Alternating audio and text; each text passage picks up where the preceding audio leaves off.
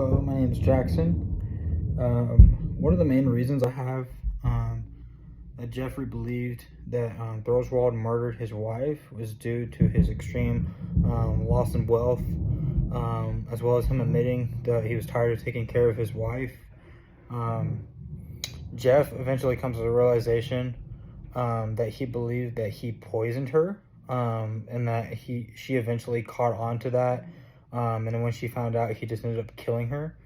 Um, at this time, he was having an affair with another woman that was not his wife that he killed.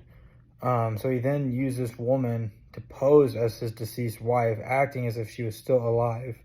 So that's one of the hypotheses that I have. And then soon they would eventually collect the money from her death with the new woman that he had the affair with. My second hypothesis was based on Detective Doyle.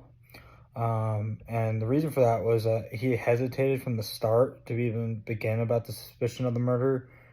Jeff tried time and time again to try to convince him, was very persistent to try to provide detail. Eventually, Doyle started trying to put some of the clues together. And then later, Doyle would return to Jeff and talk to this superintendent and said that he saw both Thorwald and his wife leave in the morning. And on his way back, he said that he dropped Mrs. Thorwald off at the train station for the trip to the country. This all happened while Jeff was asleep, is what Doyle said. So, point for that was Doyle said that Jeff said that he saw them. Jeff couldn't have seen him if he was asleep, so that's kind of the reason for that. Jeff still won't give up at this case. He's still persistent. He's still trying to prove to Doyle that he was the one that convicted the murder. And then he insists that Doyle searches their apartments. And legally, he cannot do that without a search warrant. So that's kind of an interesting topic.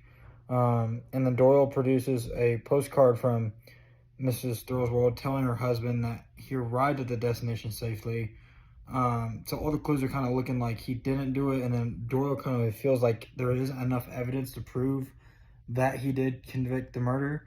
And he eventually just leaves Jeff at his place and moves on.